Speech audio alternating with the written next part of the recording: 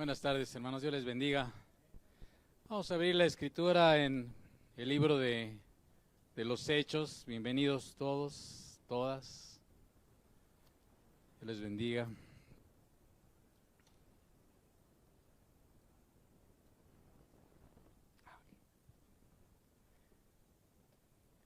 Si no ve a nuestro hermano Ricky es porque está un poquito delicado de la garganta ahí. Oremos por él, y también nuestro hermano Daniel pues tuvo que también entrarle al quite a ir a la concha, hermano. Los obreros,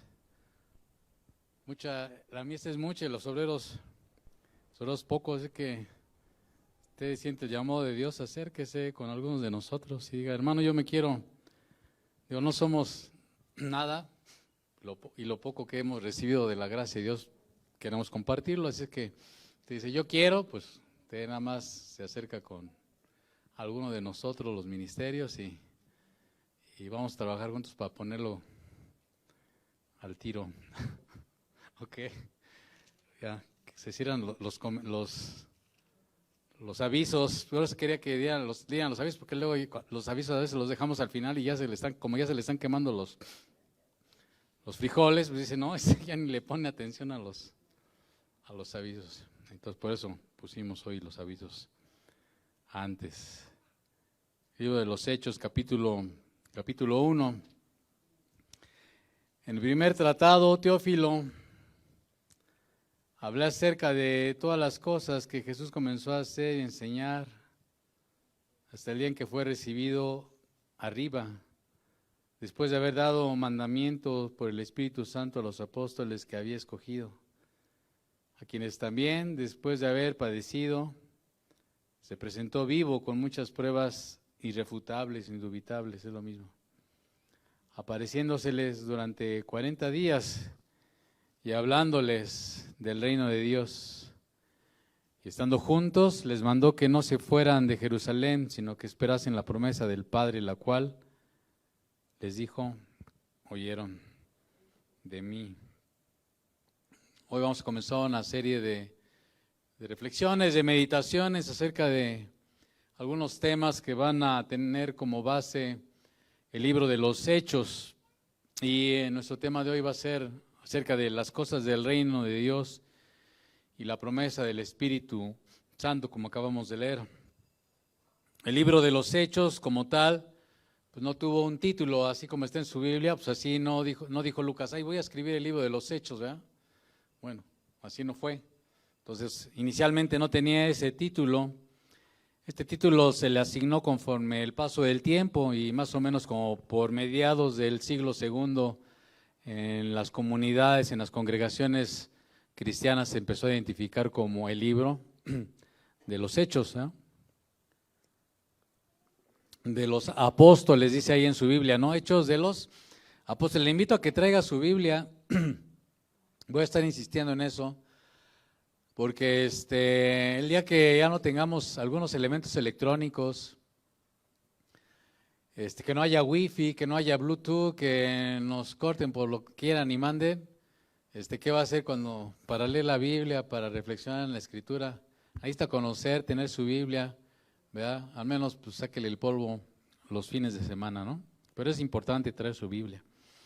Entonces le decía que este libro llamado Los Hechos de los Apóstoles, pues en realidad realmente trata básicamente de dos apóstoles. La primera parte del libro está el foco sobre el apóstol Pedro, que él fue un testigo presencial desde el bautismo del Señor hasta su ascensión, y otro apóstol que no fue parte de los 12 apóstoles, que es el apóstol Pablo, en la segunda parte del libro. Entonces propiamente pues no es el de los Hechos de los Apóstoles, porque realmente son dos, y no habla de las vidas de los demás apóstoles. No sabemos de qué fue de Tomás, no sabemos de qué fue de Mateo, aunque pues la historia de la iglesia nos dice que fue de ellos, pero ese es otro tema, ¿verdad?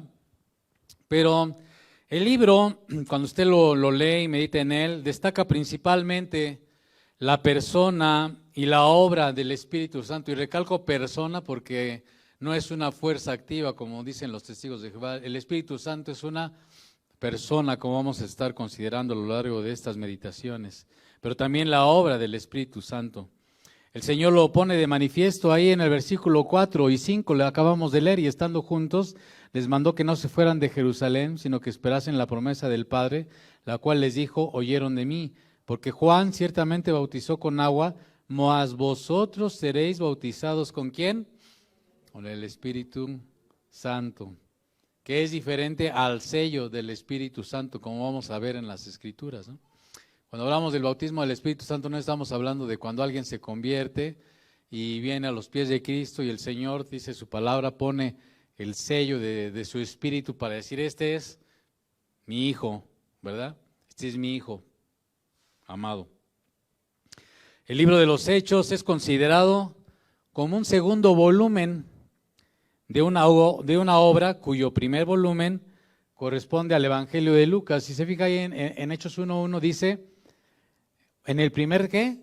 Tratado. ¿Cuál es ese primer tratado? Ese primer tratado es el Evangelio de Lucas.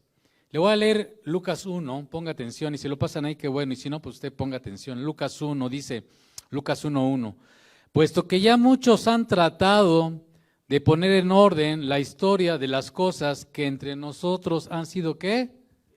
Las cosas que han sido entre nosotros ciertísimas. El Evangelio no es cuestión de, no son mitos, son realidades que tú y yo podemos experimentar y vivir hoy. Dice, tal como nos la enseñaron los que desde el principio lo vieron con sus ojos y fueron ministros de la palabra. Está hablando de los apóstoles, de toda esa gente que es testigo, que fue testigo de estas cosas. Dice el escritor de Lucas, me ha parecido también a mí, después de haber, ¿qué dice? Investigado.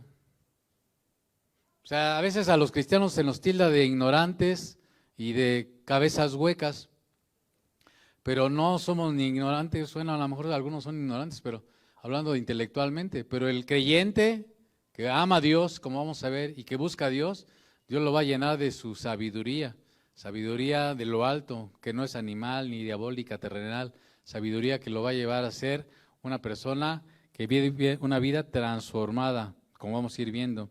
Me ha parecido también a mí, el autor de este libro dice, después de haber ¿qué? Hermano, es nuestra responsabilidad investigar, leer, meditar, reflexionar, volver a leer, volver a meditar, volver a reflexionar, aprender, leer, meditar, reflexionar, aprender y poner evidentemente por obra. Es algo que necesitamos ser cada uno de nosotros. Lucas lo hizo, dice, haber investigado con diligencia todas las cosas desde su origen, el porqué de las cosas. Dios nos da razón, porqué de las cosas. Hace rato estaba platicando con un joven y me decía, oiga, ¿y qué de la maldad? Pues ¿de dónde salió la maldad? Hay una respuesta en la Biblia. Oiga, ¿cómo sabemos que existe Dios? Dios nos dice en su palabra cómo saberlo. Hay respuestas para las inquietudes más importantes y relevantes en la vida de los hombres que trascienden a la vida eterna. Oiga lo que le estoy diciendo. Amén. Dice, todas las cosas desde su origen, escribírtelas por orden, oh excelentísimo Teófilo, para que conozcas bien, hermano, este es un deber, un privilegio que tú y yo tenemos. Tú y yo tenemos este deber, este privilegio de conocer bien la verdad. ¿De quién es la responsabilidad? Tuya y mía. Necesitamos conocer ¿qué? Bien la verdad de las cosas en las cuales has sido instruido. Entonces, este es el primer tratado, el Evangelio de Lucas. El libro de los Hechos, como el Evangelio de Lucas, se le atribuyen precisamente a Lucas, ¿verdad? Lucas se cree que era de profesión médico. O sea, y en ese tiempo, como en los tiempos actuales, pues una profesión de médico, pues no es así, hazme una enchilada, ¿no? Se llevan muchos años y llevan todo un rigor, etcétera, ¿no? Esos tiempos también, desde esos tiempos. Y Lucas era una gente preparada, hermano, aunque usted va a encontrar en la Escritura que Dios usa a hombres preparados y aún a gente y mujeres que no tienen a lo mejor este tipo de preparación, pero que tienen un corazón amante de Dios, por el reino de Dios, como Pedro, que era un pescador, un hombre sin letras, vulgar, vulgar en el sentido de que era del pueblo, ¿verdad? Como el mismo Juan, pero también Dios levanta hombres como Pablo, como Lucas, como Daniel, como Moisés. Amén. Entonces, porque Dios se place en usar a aquel o aquella que quieren. Entonces le decía que Lucas se le atribuye la autoría de estos dos escritos. Fue compañero de Pablo en muchos de sus viajes misioneros, como vamos a llegar a verlo. Y el mismo Pablo lo identifica en Colosenses 4:14 como el médico amado. Os saluda, le dijo Pablo a los colosenses. Les manda saludos Lucas, el médico amado. Tremendo, ¿verdad?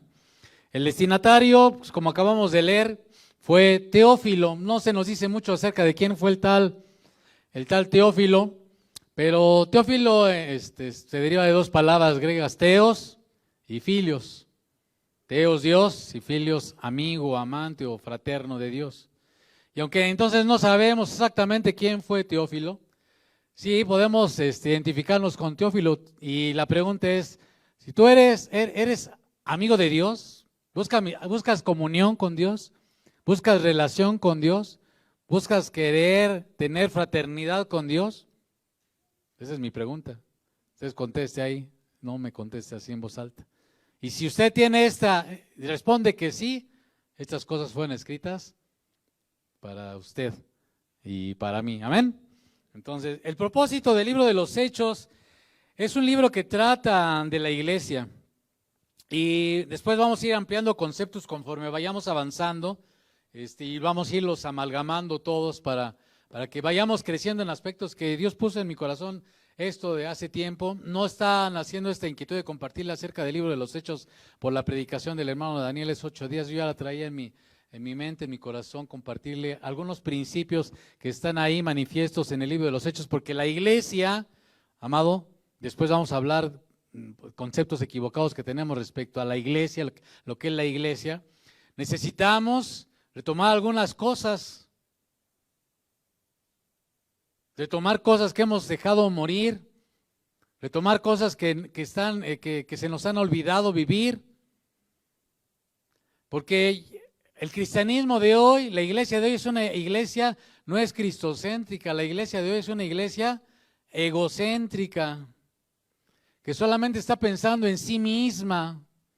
Y no estoy diciendo que no busquemos a Dios cuando llegan las tormentas a nuestra vida, sea a través de una enfermedad, sea a través de una situación familiar, sea a través de una situación laboral, pero generalmente nuestras vidas son egocéntricas, mío, mi familia, mi trabajo, mi salud, mi esto, mío.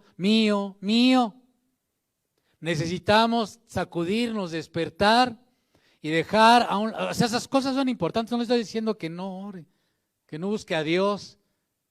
Y no estoy entrando en contradicción con lo que el hermano, por ejemplo, nos compartía el miércoles o el domingo, algunas cosas, ¿no? Mis sentimientos, mis esto, mis aquello.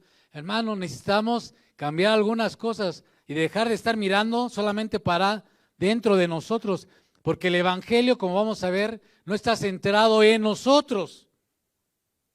La razón del evangelio es Cristo en nosotros, esperanza de gloria. Eso es el evangelio. Y tenemos que despertar, amado. Acabamos de pasar una situación y yo no sé si todavía vamos a estar en una situación por muchas causas que van a afectar nuestras vidas en muchos sentidos. Y a veces nosotros seguimos igual. Decía un hermano, qué pena que después de haber pasado lo que pasó en la humanidad, y yo me reservo algunas opiniones que tengo respecto a lo que pasó, sigamos siendo los mismos, sin querer cambiar. Pero el propósito del libro de los Hechos es darnos importantes enseñanzas sobre la naturaleza de la iglesia, el crecimiento de la iglesia, la vida de la iglesia, la razón de ser de la iglesia. Y los vamos a estar considerando. Así que esta serie de exposiciones tiene este objetivo, tener un estudio detallado del libro. No lo vamos a hacer, O sea, no vamos a ir versículo por versículo, vamos a tomar algunas partes y vamos a estar destacando temas puntuales relacionados con la persona y la obra del Espíritu Santo en la iglesia y de aquellos principios de Dios que están relacionados con su reino. Es su reino, es su iglesia, no es nuestra iglesia, no es mi iglesia, entendámoslo, por favor.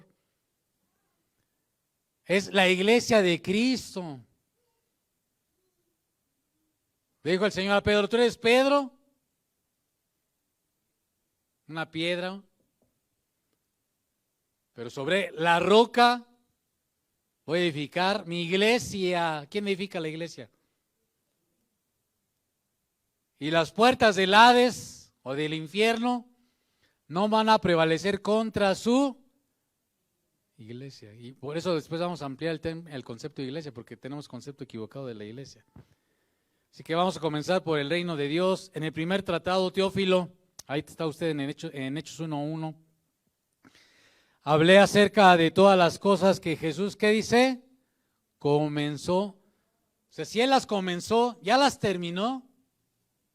A ver, yo le pregunto, las cosas que Jesús comenzó y que relata, por ejemplo, el Evangelio de Lucas, en los capítulos 4, 5 y hasta el capítulo 24, ¿ya terminaron? Contésteme. Abusado porque ahora sí. Contésteme. ¿Ya terminaron? No. ¿A través de quién las va? Sigue haciendo el Señor. De nosotros, amado, de su pueblo, de su iglesia, de los discípulos, de los creyentes en Jesús, el Señor y Salvador. A través de nosotros lo quiere Él seguir haciendo. A través de ti, de ti, de ti, de ti, de ti, de ti, de ti, de mí. Y de los de allá, ¿dónde está donde esté la cámara? ¿No? ¿Vale? Si eres amante de Dios, si eres amigo de Dios, si tienes comunión con Dios, vas a querer hacer estas cosas, a hacer y a enseñar. O sea, Jesús nada más decía, Jesús también hacía. El discípulo, el creyente tiene que ser alguien que dice y hace, que dice y hace, va acompañado el dicho con el hecho. Ese es el reto. Dice, hasta el día en que fue recibido arriba, después dice la Escritura, de haber dado ¿qué? Mandamientos por el Espíritu Santo a los apóstoles que había escogido, aunque nosotros no somos apóstoles como ellos, hoy somos gente que ha sido llamada por Dios. Oiga esto, hemos sido llamados por Dios de las tinieblas a su luz admirable, para anunciar, dice Pedro, las virtudes de aquel, dice, que nos llamó de las tinieblas a su luz admirable. Él nos llamó ¿para qué? Para anunciar que lo que el Señor Jesús les dejó a ellos, ir y hacer discípulos a todas las naciones, enseñándoles, obviamente enseñándoles y haciendo, ¿no? Diciendo y haciendo, ¿no? Mi papá nada más decía, nada más fíjate en mí cómo lo hago. Pues sí, pero luego no me explicaba y pues ahí me andaba cortando los dedos, ¿no? A quienes también después de haber padecido, o sea, el Señor sufrió la muerte, pero se levantó, dice, se presentó ¿cómo? ¿Cómo se presentó el Señor? Vivo, con muchas pruebas indubitables, irrefutables, que no dan lugar a dudas. El Señor le dijo a Tomás, mete tu dedo en mi mano, mete tu mano en mi costado, mira, palpa que yo mismo soy el Señor resucitado, amén. Y estando juntos, les mandó que no se fueran de Jerusalén, sino que esperasen la promesa del Padre, la cual les dijo, oyeron de mí, porque Juan ciertamente bautizó con agua, mas vosotros seréis bautizados con el Espíritu Santo dentro de no muchos días. Cuando uno lee y estudia el Evangelio de Lucas, entiende lo que dice al hablar de las cosas que el Señor comenzó a hacer y enseñar. Usted note, lea el Evangelio de Lucas y va a ver qué comenzó a hacer el Señor. Note el énfasis, comenzó a hacer. Porque como decíamos, el Señor sigue haciendo y enseñando por medio de aquellos que son sus discípulos. El término cristiano solamente en la Biblia, ¿sabe cuántas veces se usa el término cristiano en la Biblia? una sola vez. Una sola vez se usa el término cristiano. Es un término que está muy distorsionado, tergiversado, malentendido. La Escritura muchas más veces se refiere a aquellos que hemos puesto nuestra fe en Jesús como sus discípulos, como sus discípulos. Porque todo el mundo se dice cristiano luego a veces, ¿no? Sus discípulos, creyentes que han hecho pacto con Dios y que son participantes, escuche, participantes, no espectadores, participantes del reino de Dios. En el reino de Dios no hay lugar para espectadores, es para participantes. ¿Cuál es la idea de participante? Pues que alguien está involucrado en el asunto, ¿no? Una y otra vez en los evangelios se nos dice que el Señor hablaba, enseñaba y hacía. Y los discípulos del Señor Jesús debemos seguir sus pisadas en el decir y en el hacer, en las cosas relacionadas con el reino de Dios. Amado, es importante que tú y yo cada vez estemos más ocupados y preocupados en las cosas ¿de quién? Del reino de Dios. Porque estamos mal, amado. Tenemos malas prioridades de nuestra vida. No nos vamos a llevar, Gerardo, nada del trabajo. Y eso que somos matados porque somos de la misma profesión.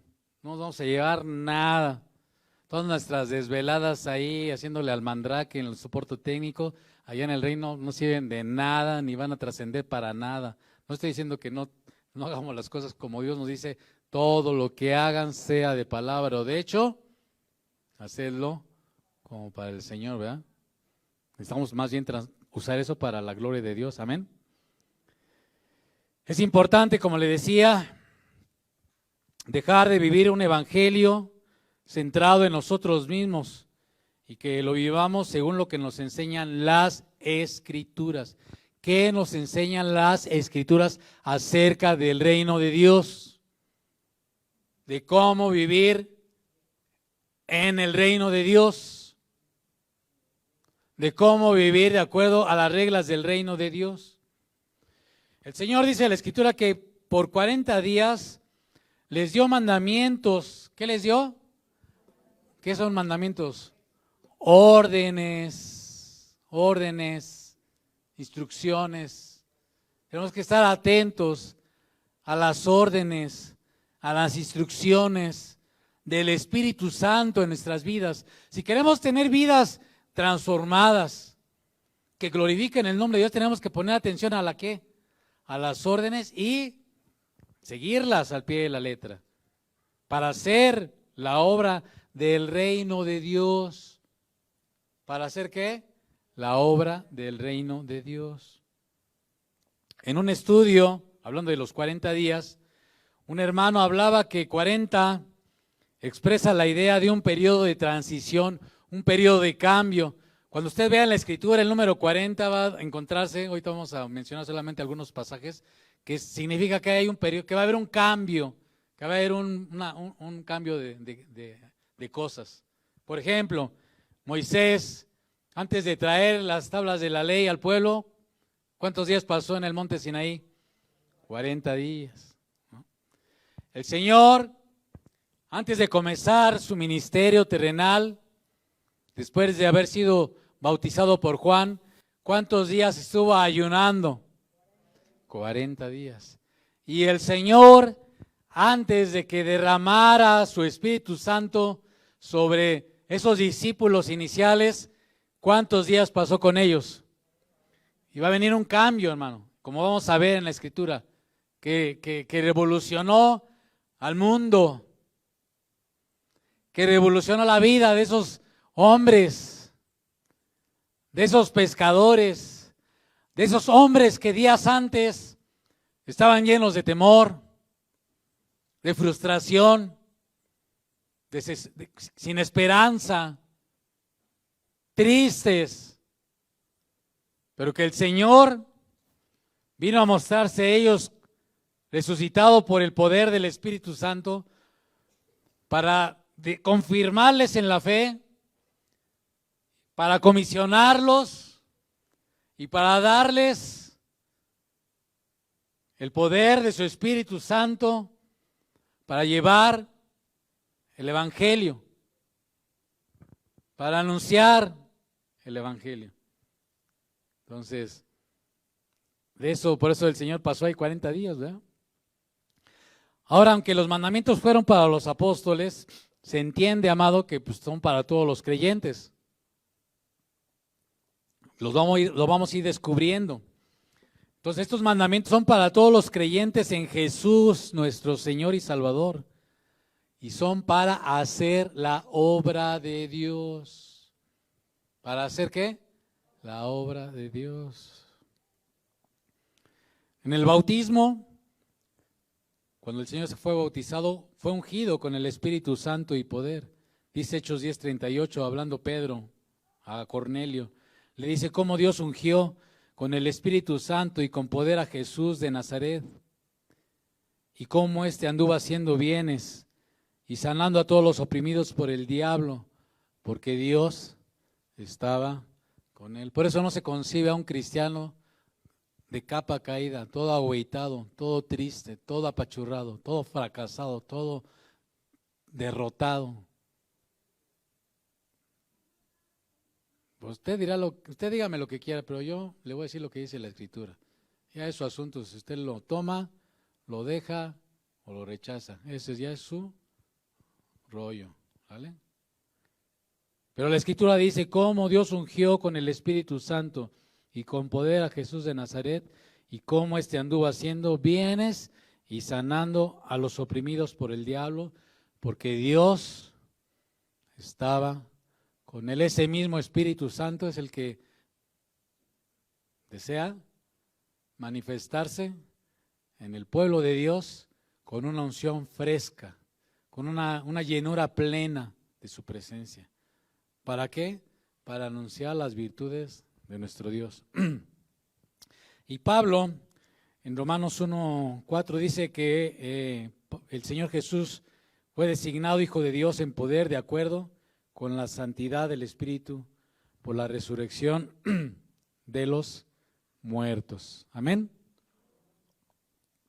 Las enseñanzas del Nuevo Testamento con respecto al tema del reino de Dios son, amado, por decirlo de alguna manera, iniciadas por el Señor Jesús. Marcos 1:14 al 15 dice lo siguiente. Dice, después que Juan fue encarcelado, Jesús vino a Galilea predicando el evangelio del reino. ¿Cuál es el evangelio? El evangelio del reino de Dios, diciendo, el tiempo se ha cumplido, porque él estaba empezando el ministerio, ¿verdad? Y el reino de Dios se ha acercado, que es parte del mensaje del evangelio, decirle a la gente, arrepentíos, o sea, cambia de dirección. Vas en una dirección equivocada, vas rumbo al infierno, ¿verdad? Y cree en el evangelio, cree en las buenas nuevas, cree que Jesús es el que murió por tus pecados y que resucitó al tercer día.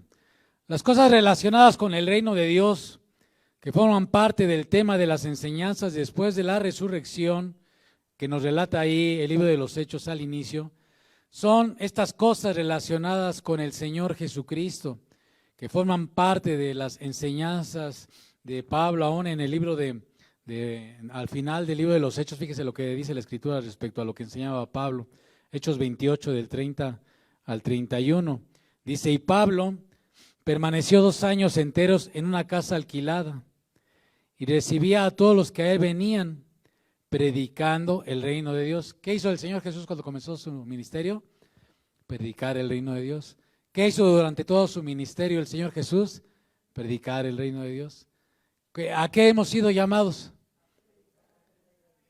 ¿Durante cuánto tiempo?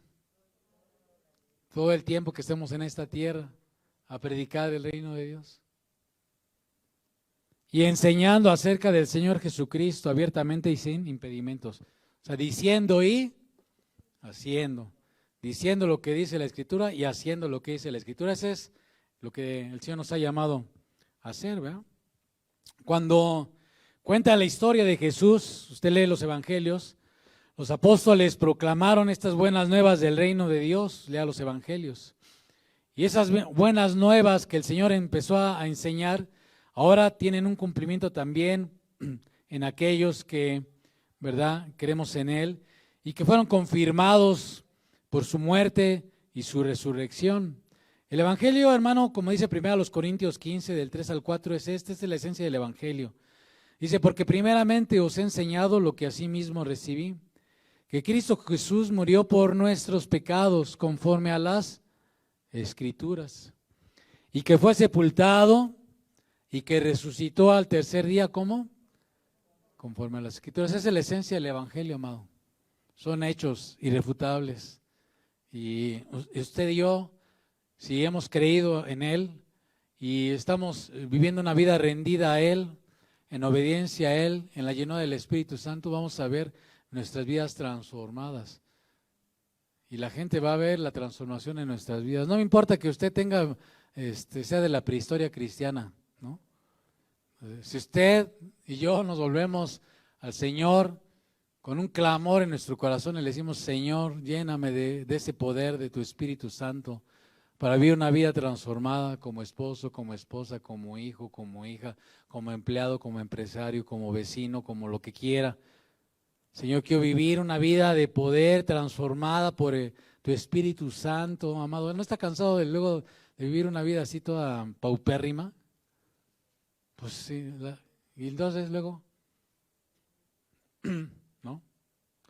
Las enseñanzas acerca del reino de Dios dado a los apóstoles durante los 40 días fueron para hacer evidente la relevancia de estos eventos en el mensaje del reino, su muerte, porque Él padeció, y su resurrección. Son cosas reales, hermano. Lucas provee un ejemplo de esta enseñanza hacia el final del Evangelio, donde muestra al Señor abriendo las mentes de sus discípulos para que entendieran las Escrituras. Las cosas del Espíritu solamente las puede revelar ¿quién? El Espíritu. Por eso, si tú y yo somos creyentes de Dios, creyentes como dicen las Escrituras, discípulos de Jesús, vamos a pedirle a Él que abra ¿qué? Nuestro entendimiento. Entonces, les abrió el entendimiento, dice Lucas 24:45. Entonces les abrió el entendimiento para que comprendiesen las Escrituras. Amado, ahí está nuestro Dios hermoso. O sea, no hay razón para que sabes que no entiendo. Pues si uno entiende, ¿qué dice la Escritura? Pues pídele a Dios y Él te va a enseñar, te va a revelar, ¿verdad? Y te va a decir, también ve a un diccionario y también pregunta y vuelve a leer y vuelve a buscar en el diccionario y vuelve a preguntar. ¿Sí me explicó? Y les dijo, pero sobre todo revelación del Espíritu, ¿verdad? Y les digo, así está escrito, y así fue necesario que el Cristo, ¿qué? Padeciese, era necesario porque está como escrito, y resucitase de los muertos, como está, ¿qué? Escrito. Y que se predicase en su nombre, como está escrito, el arrepentimiento y el perdón de pecados en todas las naciones, como está escrito, comenzando desde Jerusalén, como está escrito, amén. Cuando los apóstoles proclaman las buenas nuevas, no solo testificaban de la resurrección y exaltación de Cristo, sino que ellos apuntaban más lejos. Cuando hablaban de un evento final, Pedro le dijo a Cornelio que el Cristo le había encargado a los apóstoles predicar a todas las personas y testificar, que Él era el elegido por Dios para juzgar a los vivos. O sea, porque no solamente estamos hablando de buenas nuevas, parte de las buenas nuevas es exactamente eso, que Dios envió a su Hijo, ¿para qué? Para que rescatarnos ¿de dónde? De la condenación, del infierno. para librarnos del día final del juicio venidero. Para eso vino, para rescatarnos, para librarnos de la prisión, de las tinieblas, de la maldad, de la potestad del diablo, del poder del pecado. Amén. Pablo, dirigiéndose a los areopagitas de Atenas, les dijo: ha establecido, hablando de Dios, un día en el cual juzgará al mundo con justicia. O sea que todas las cosas que hemos visto, oído a través de la historia, que vemos hoy actualmente de injusticias, de muertes, de egoísmos, de muchas cosas, de maldades de los hombres, de las naciones, de los gobernantes y de X, Y, Z. También le decía a este joven, Dios quisiera, a veces la gente dice, pues Dios acabe con la maldad. Y yo le decía, ¿qué crees que pasaría si Dios acabara con la maldad? Pues acabaría con todos, porque no hay justo ni aún. ¿Sí me explicó? Por eso es insensato decir, no, es que Dios, si fuera Dios ya habría acabado con la maldad. Sí, pues comenzando por Tiburcio, ¿verdad? En el cual juzgará al mundo con justicia, por aquel varón a quien designó, está hablando del Señor Jesús, dando fe a todos con haberle levantado de los muertos, Hechos 17:31. Este juicio al mundo coincide con la predicación apostólica, hablando de la segunda venida de Cristo, que va a ser el punto culminante, el punto final, y en esa segunda venida se va a manifestar perfectamente el reino de Dios, cuando, como dice la Escritura, toda rodilla se doblará en su nombre y toda lengua confesará que Él es el Señor. Filipenses 2, del 10 al 11. Cuando la voluntad de Dios será manifiesta en la tierra y en el cielo. El Padre nuestro dice, hágase tu voluntad como en los cielos, también en la tierra. Esa manifestación plena se va a dar cuando Jesús venga por segunda vez y se completará, culminará el hecho de que se va a hacer la voluntad de Dios tanto en los cielos como en la tierra. En la primera venida de Cristo, la edad que venía por delante cuando Él resucitó fue interrumpida, ¿verdad? Y esta edad que estamos disfrutando va a ser reemplazada por una edad eterna. O sea, estamos viviendo un paréntesis, amado, entre la primera venida y la segunda venida. En la primera venida el Señor dijo que había comenzado a predicar el evangelio ¿de qué? Del reino, ¿no? Y cuando Él venga por segunda vez, va a completar y se va a manifestar plenamente su reino. Pero mientras estamos en este paréntesis, Dios desea manifestar la vida del reino, el poder del reino, el mensaje del reino y la gloria del reino, una muestra al mundo y a los que no lo conocen a través de sus discípulos. Ya vamos agarrando la onda. ¿Vale? Por eso le dice Pablo a Timoteo, echa mano, Timoteo, de la vida eterna, amado. Eche mano de la vida eterna. No dice, echa mano del hermano Daniel, echa mano del pastor Ricardo, echa mano de Centro Cristiano. No dice eso la Escritura, dice, echa mano de ¿dónde? El Señor, ¿verdad? Entonces, resumiendo, este primer punto, el Señor les dio mandamientos a sus discípulos por el Espíritu Santo con aspectos relacionados, como repito, con el reino de Dios, con la vida del reino, con el mensaje del reino, con el extendimiento del reino. Esas son las instrucciones que el Señor les dio a sus discípulos y nos da a nosotros. ¿Cuál es la vida del reino? ¿Cómo es el mensaje del reino? ¿Y cómo hay que extender el reino de Dios? Si tú eres un discípulo y yo somos un discípulo, estamos para vivir conforme al reino de Dios, para hablar el mensaje del reino de Dios y para extender ¿qué? El reino de Dios. Dice el Señor en el versículo 5, Porque Juan ciertamente bautizó con agua, mas vosotros seréis bautizados con el Espíritu Santo dentro de no muchos días. El Señor está hablando de que les iba a dar la promesa del Espíritu Santo, ¿verdad? Esta promesa del Espíritu Santo, ¿cuál es? En el Evangelio de Juan, en los capítulos 14, 15 y 16, ahí estúdiele usted con calmita, ahí se nos habla de la promesa del Espíritu Santo.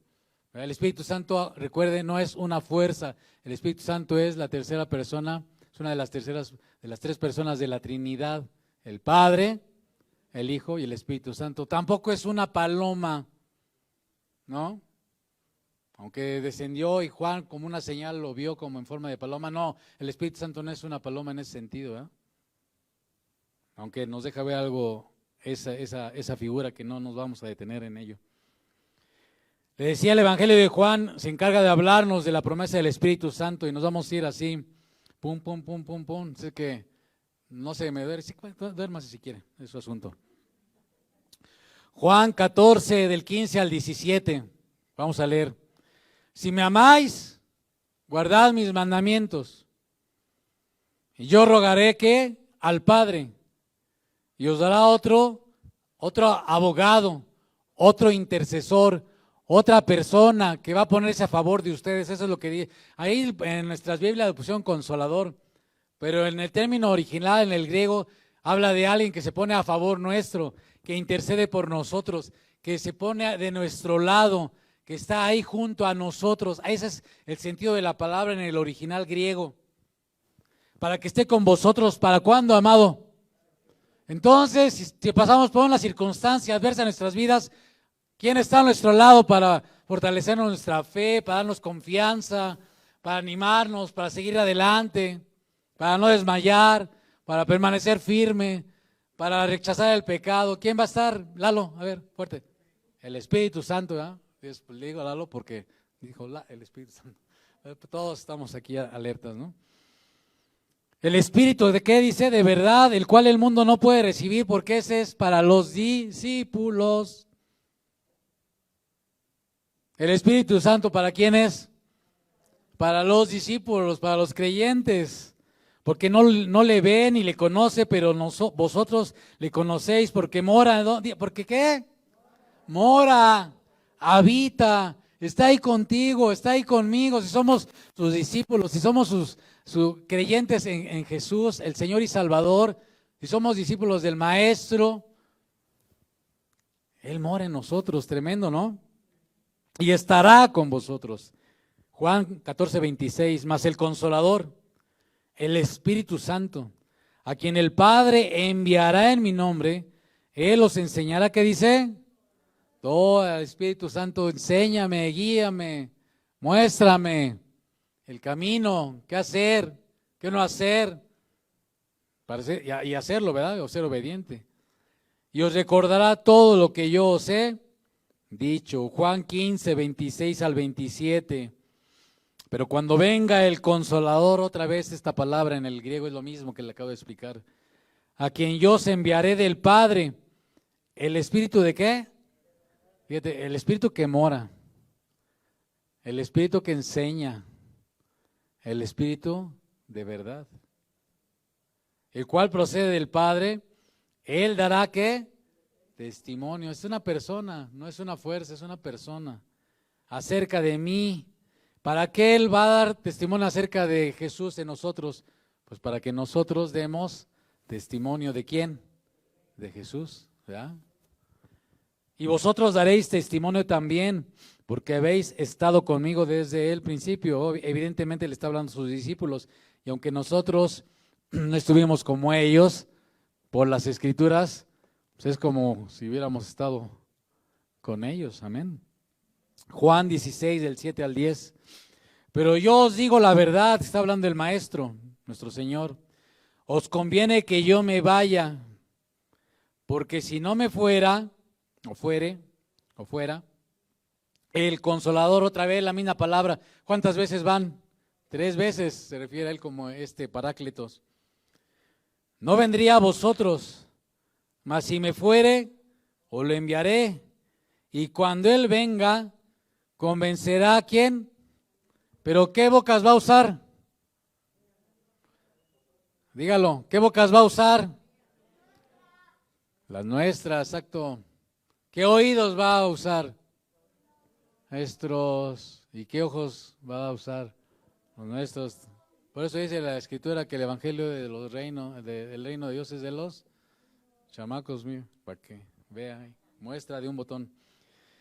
Dice, y cuando Él venga convencerá al mundo de pecado, de justicia, de juicio. Por eso, amado, usted no se preocupe, nosotros nada más abrimos la boca, pero el que tiene, el que hace la obra en la gente, ¿quién es? Entonces, si usted le dice, no, no me hables de eso, pues usted ni se sienta mal, ¿verdad? Porque no te dice el Señor, no te rechazan a ti, me rechazan a mí, ¿verdad? Y usted le está hable y hable a la gente y pues parece que no. Pues usted siga, mientras no le cierre la puerta, mientras no le diga no me hables de esto, usted esté ahí hablando del Señor, mostrándole, dándole testimonio con su vida, etcétera. Y el que va a estar haciendo la obra ahí en ellos, ¿quién es? El Espíritu Santo, dice, el Espíritu Santo los va a convencer de pecado, de justicia, de juicio, pero no dice que va a ser así. Con algunos sí es así, pero con otros, o sea, yo no sé, ese es asunto de quién. Del Espíritu Santo, de pecado por cuanto no creen en mí, de justicia por cuanto voy al Padre y no me veréis más. Juan 16, 12 al 15. Aún tengo muchas cosas que deciros, pero ahora no las podéis sobrellevar. Pero cuando venga el Espíritu otra vez, síguese de verdad, Él os guiará. ¿A qué? Él os guiará, amado, Él es nuestro guía, Él es nuestro compañero fiel. Él está a nuestro lado y Él hace morada en nosotros, como vamos a ir viendo, como nos está enseñando la Escritura. Y Él nos va a guiar ¿a dónde? A toda la verdad. Si usted se deja guiar como aquel niño que es tomado de la mano y lo llevan, usted va a experimentar otra cosa y yo en nuestras vidas. Porque no hablará de su propia cuenta, sino que hablará todo lo que oyere y os hará saber las cosas que habrán de qué incluso. O sea, olvídese que si Putin, que si que el anticristo, que si Rusia go, que si la tercera guerra mundial, que si ocupémonos más de qué, del reino de Dios, porque aún el Señor nos va a revelar cosas respecto a eventos venideros, ¿no? No de que usted tenga la bola mágica, que usted sepa, no, usted va a vivir tranquilo. Si hay tercera guerra mundial, ¿qué? Pues que sea la tercera guerra mundial. Digo, no estamos pidiendo ni orando para que sea así, ¿verdad? Al contrario, oramos por la paz, pero pues eso no está en nuestro haber. Él me glorificará, porque tomará de lo mío, ¿qué dice? Y os dará a saber. ¿Qué va a hacer el Espíritu Santo? ¿Va a tomar de lo de Jesús? ¿Para qué? Dárnoslo a nosotros, ¿no? ¿Para qué acabamos de leer el primer tema? Para ver y hacer las cosas de quién, del reino de Dios. Todo lo que tiene el Padre es mío, por eso dije que tomará de lo mío y os dará saber. Esta promesa incluso fue anunciada por Juan el Bautista, cuando esas gentes venían a bautizarse por Juan en el río Jordán, mostrando a algunos de ellos el arrepentimiento. Juan el Bautista les dijo, yo os bautizo con agua, pero el que es más grande que yo, Él los va a bautizar con el Espíritu Santo y con fuego. Él los va a bautizar con el Espíritu Santo ¿y qué hace el fuego, hermano? Quema, destruye. A veces había un hermano que decía, cuando ore, dígale, Señor, bautízame con tu fuego. Dice, abusado con lo que está diciendo, porque Dios va a venir a tratar con nuestras vidas para quemar lo malo, quemar lo que estorba, quemar el heno, quemar la hojarasca, aunque también va a ser en la vida venidera. Dios desea quemar lo impuro de nosotros para transformarnos, para revolucionarnos, ¿no? Los apóstoles, cuando estaban con el Señor, usted lee ahí en Hechos capítulo 1, versículo 6, todavía tenían en su mente un reino terrenal y por eso dice Hechos 1:6, entonces los que habían reunido con él le dijeron, Señor, ¿restaurarás el reino de Israel en este tiempo? Ellos estaban hablando de un reino terrenal y de la restauración del gobierno de Israel como pueblo, como nación, que eso está pendiente, es un asunto pendiente que tiene Dios con ese pueblo en cuanto a la carne. Y el Señor les dijo, no os toca a vosotros saber los tiempos y las épocas. Eso quiere decir en el original, Hechos 1:7. Por eso es importante que usted traiga su Biblia, porque si no, ahorita que están ahí perdidos en el espacio los cácaros, usted se queda así como perdido en el espacio. Pues ahí traiga su Biblia ahí, no hay pierde. Y les dijo, no os toca a vosotros saber los tiempos o ahí en su Biblia dice las sazones, pero el original es las épocas que el Padre puso en su sola potestad, porque hay tiempos y hay épocas, hermanos, hay momentos en la historia que marcan un parteaguas. Este es un momento que es un parteaguas, esto que vamos a ver y que usted puede leer más adelante en el libro de los Hechos, marca un parteaguas. Estos discípulos que habiendo estado unos días antes llenos de temor, de tristeza, de falta de esperanza, escondidos en los rincones, ¿verdad? Porque había muerto su maestro. El Señor resucita con poder del Espíritu para levantar por ejemplo, a un Pedro, que lo levantó después de su traición, de que le negó 3 veces, para transformarlos y revolucionar al mundo. Esto es el testimonio el libro de los Hechos, es el testimonio de las vidas transformadas por el poder del Espíritu Santo que cambian y revolucionan las cosas. Nosotros a veces la historia la miramos hacia atrás. Yo no sé si estamos en un momento de un cambio. Algunos piensan que sí estamos en un momento de trascendental en el sentido de un cambio de época. Y mi pregunta para ti, para mí es si nosotros queremos ser parte en cuanto al reino de Dios, de esta transformación que puede ser que esté Dios preparando en medio de estos tiempos. ¿Usted cree que Lutero, cuando clavó las 95 tesis ahí en la catedral de Alemania, él estaba pensando en lo que iba a venir más adelante? Cuando él tradujo la Biblia al alemán, él sabía lo que iba a venir más adelante. Cuando Calvino, cuando Juan Hus, hombres que dieron su vida, sabían la trascendencia que iba a tener una vida consagrada, dedicada al servicio de Dios aún hasta la muerte. Usted sabía que cómo iba a trascender el ministerio de Juan Wesley, de Jonathan Edwards, de Carlos Finney y de otros hombres de Dios que él ha usado a través de los tiempos y de las épocas. Usted sabe, ellos estaban pensando en cómo iba a trascender hasta nuestros días. ¿Y usted qué sabe cómo una vida hoy usada por Dios va a trascender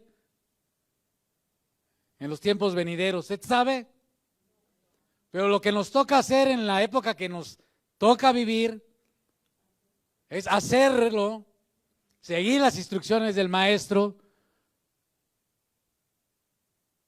para ser nosotros participantes. Es algo lamentable, pues hay que lo editen.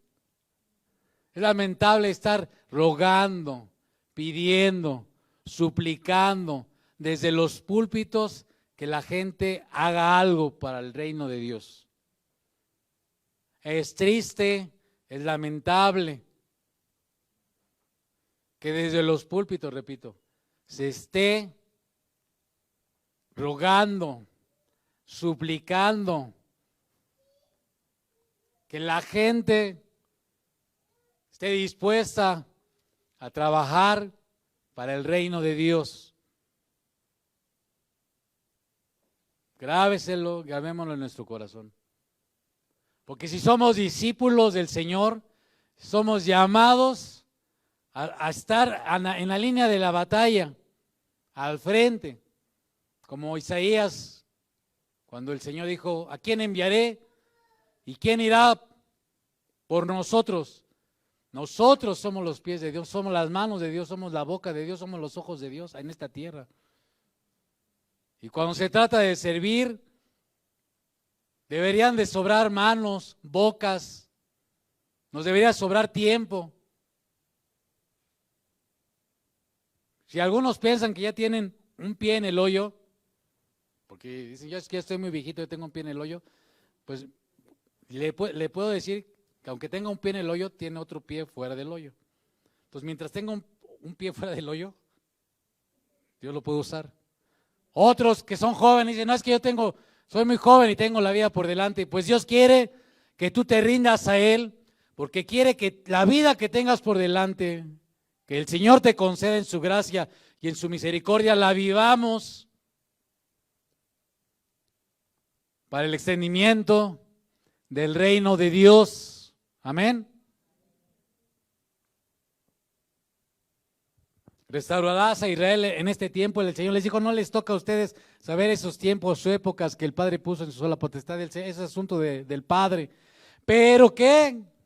Versículo 8, recibiréis poder cuando haya descendido sobre vosotros el Espíritu Santo, ¿verdad? Esta palabra, poder, en el original es dunamis, de donde viene la palabra dinamita, el Espíritu Santo derramándose sobre los creyentes para manifestar un poder que transforma las vidas.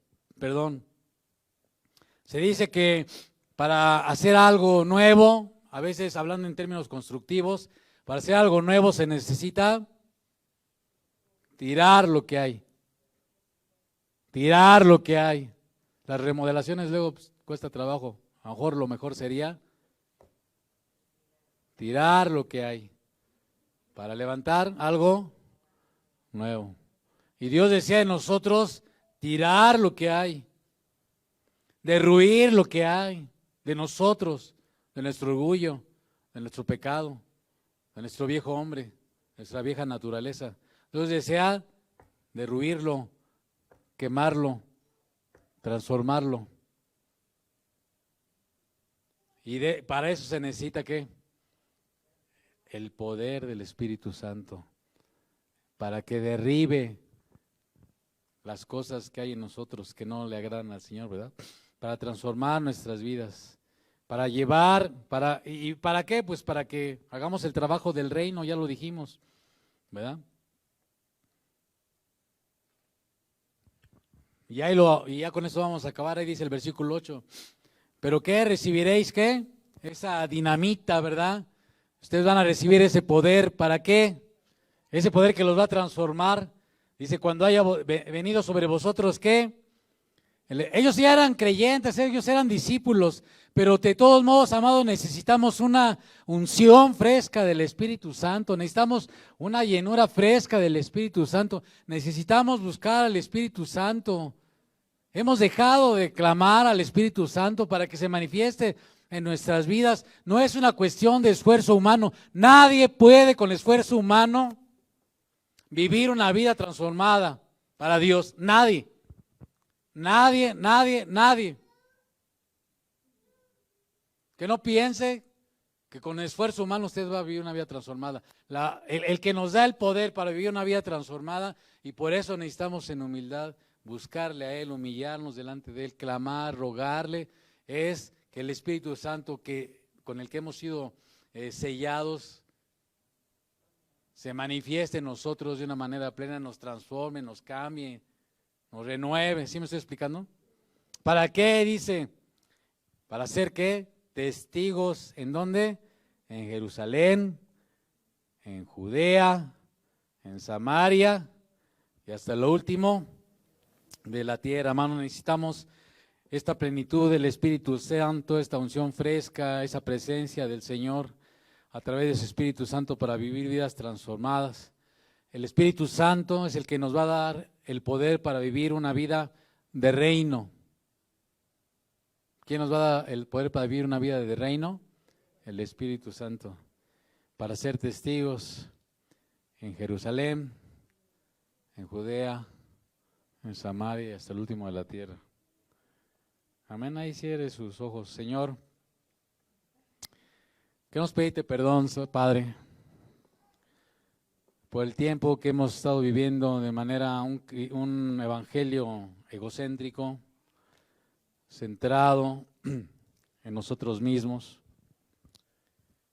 Y tú deseas inquietar nuestros corazones, Señor. Yo te ruego que nos ayudes a tu pueblo, a tus discípulos, a los que hemos creído en ti, Señor Jesús, como nuestro Señor y Salvador.